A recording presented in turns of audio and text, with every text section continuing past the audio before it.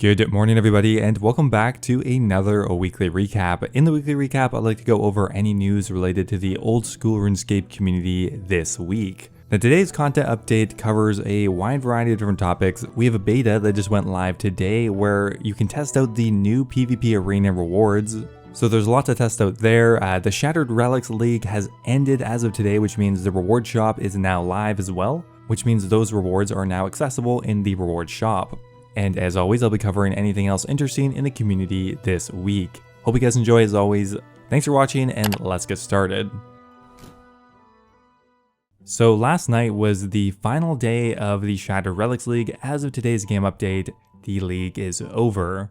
Now the final league rankings are as follows. Dragon rank was a bit north of 50,000 points. Rune rank was around 32,000. Adamant around 15,000. Mithril 5500, Steel 1600, and Iron 480. Now if you're interested, somebody on Reddit plotted the trajectory of all of these ranks and you can kind of see most of them go up in a fairly predictable fashion, but notably Adamant rank kind of dropped off for some reason.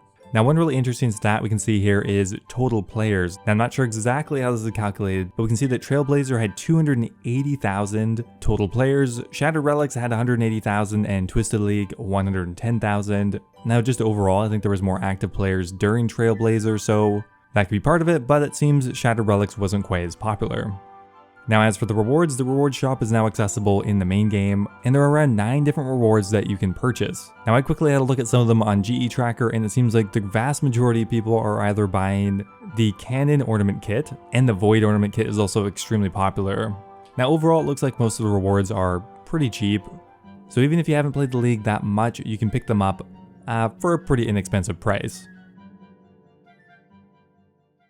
Now the other big part of today's update is the addition of the rewards beta for the PvP arena. Now just as a quick refresher, the PvP arena is going to be the replacement for the duel arena and is set to come out sometime this year. Now today, if you log into one of the beta worlds, which is 401, 405, 407, 409, or 412, you'll be able to test out the rewards part of this update. So as always, this will be a separate profile, which means you'll be set up with a high level account. Most quests are going to be auto-completed, and you'll start in the Ferox Enclave with a loadout table. Now it's worth noting that while all the rewards have been added, there aren't any in-game models yet, so these are just all placeholder graphics. That said, there is some initial concept art that we can have a look at. And now firstly, we have the wristbands of the arena, which essentially is going to be an alternative to Barrow's gloves. These will be untradeable and only require 20 defense, but could only be used in PvP. One thing I don't think they mentioned last time is you'd actually be able to imbue the wristbands to increase the accuracy. That said, the imbued version will actually have a defense requirement of 40, so you're kind of right back up to where you started. Next up here we have the Centurion Cuirass, which essentially will be a PvP alternative to the Fighter Torso. That said, it will have marginally higher defensive stats and will require 40 defense to equip. Once again, only usable in PvP. Next up here we have the Calamity Chest and Breeches. Similar to these other items, it is an untradeable version of Void Armor, once again only usable in PvP. Now unlike Void Armor, this is going to be split into 3 separate tiers. The lowest level tier will have no requirements to wear. The mid-level tier will have a 50 defense requirement, and the high level tier will require 75 defense to equip. Each tier will come with 3 separate pieces similar to Void, and you'll need to have all of those on at once really to get the maximum effect from the armor. The design itself though looks pretty damn cool. Now the headpiece is similar to Void and is split into 3 different combat triangles. We have the Maoma's headgear, which will increase your melee damage and accuracy. We have Korif's headgear, which will increase your range damage and accuracy. And finally here we have Saika's headgear, which will increase your magic damage and accuracy. So nothing too new here, but we do have the designs, and overall I think they actually look pretty cool. The mage one looks a bit like it's something out of Tron, but you know, still looks pretty cool.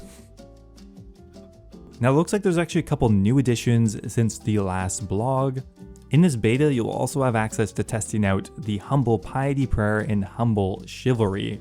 Now these are similar to their regular counterparts, however instead of unlocking them via the Knight's Training Ground, you can actually purchase a scroll that will unlock it for you. That said, the prayer requirement is still going to remain the same, just the way you unlock it. Now the prayer itself will also have a few major differences as well. Now for Chivalry, if you have not completed the King's Ransom Night Waves, or you don't have 65 defense, Chivalry will only grant 18% strength and 15% attack, and won't be usable in PVM scenarios. But if you do have the Night Waves complete and have above 65 defense, it'll act as normal, and will just be regular Chivalry. Now for Piety, it's something kind of similar. If you have not completed the Night Waves Training Ground, but you have 40 defense, Piety will simply just grant 23% strength and 20% attack, while also not being usable in PVM scenarios. That said, if you do have the Night Waves done and have at least level 70 defense, Piety will act simply as it always has, providing 25 defense, 23% strength, and 20% attack. So a tad bit convoluted, but essentially it means that Humble Chivalry and Piety will just be a lower level alternative that you can purchase, but once you get the actual requirements done for the regular Piety prayer, it'll simply switch back to the original version of those prayers. Now before I move on here, I want to take a second to once again thank Surfshark for supporting the channel and sponsoring today's video. So what exactly is Surfshark? Well, it's a full-featured VPN that helps protect everything you do online. In 2022, there's honestly just so many cases where a VPN will come in handy. Personally, as a creator, I always have their clean web feature enabled. This will help block malware and pop-ups, as well as it will even help filter your emails for phishing attempts, which is super handy. Now, one of the most common ways to get your account hacked is through a database breach. Unfortunately, not every single website that you've signed up for in the last 15 years is secure, and eventually information is leaked to the public. That's why I always monitor my passwords with Surfshark's ID protection. If any of your emails become compromised, they will immediately notify you and you can go ahead and change your password. Now, this not only protects my bank accounts, but more importantly, my RuneScape accounts. You can also use Surfshark to unrestrict content based on your location. Now, this is often used to watch Netflix in like Australia or the US, assuming you don't live there. But lately, it's also been extremely helpful for those looking to access news, social media, or other pretty integral websites in countries that have them restricted. So I would highly recommend going ahead and checking out Surfshark. Right now, they even have a pretty big discount on offer that will give you 83% off and 3 months for free. And thanks once again to Surfshark for sponsoring today's video. Now beyond the major new equipment rewards, you're also able to spend the points you earn in the PvP arena on imbue scrolls. These will allow you to imbue all of the existing imbuable items in the game, including the new wristbands of the arena. This would be an alternative to imbuing them at the Nightmare Zone or Soul Wars. And they'd also be adding in some new Blighted Sacks for wave spells and surge spells. So that is it for the PvP Arena beta. You can go ahead and try it out now in-game, or you would be able to if the game worlds were online. Now, pretty quickly after today's game update, the game worlds were taken down to deploy a cold fix to do with leagues. It looks like the league trophies that were assigned were not given out correctly, and they took the game worlds down to sort that out and make sure everyone got the correct league trophy. Now, unfortunately, after they rebooted the game worlds, there were some reports that people were not able to get into the game, and as they weren't really sure what was going on, they took the worlds down again. So I believe as of now they are back up. Overall, about half an hour to an hour of downtime. A little inconvenient, but looks like everything's back online and we can hop into game.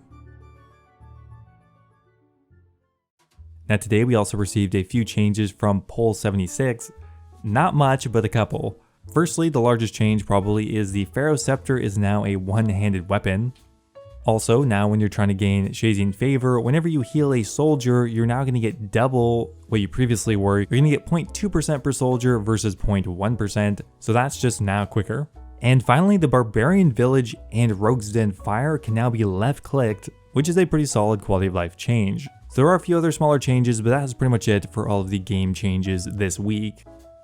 So the only other thing left worth mentioning is the Guardians of the Rift is coming out next week along with the Temple of the Eye mini quest. I'm pretty excited for this. I'm definitely going to grind out some rune crafting as soon as this minigame comes out. So next week we'll be able to try out the actual minigame itself. You'll be able to get all of the new rewards, including access to the new True Blood Altar in Mariaditch. So next week should actually be a pretty significant update. Really looking forward to it. But for today, that is pretty much it. I hope you guys enjoyed as always. Thanks for watching, but I will see you next week with the Guardians of the Rift. Looking forward to it. See you next week. Now before I go here, I want to give a giant thank you to all of my members over on YouTube. Thank you so much to Nello, Alejandra, the Hybrid, and Kush Patel for all being subscribed to the Dragon tier. Really, I appreciate it so much. Also, a giant thank you to Kaitin987, Mexos, Base Titch, MDM001, and YoYoSub89 for being subscribed to the Runite tier. Appreciate you guys as well. As always, if anyone's looking for a direct way to support me, YouTube membership is the best way to do so. You'll get immortalized in all of my future videos, you can get a custom role on my Discord server, and you'll even know when all my videos are coming out. Thanks again, and I'll see you next time.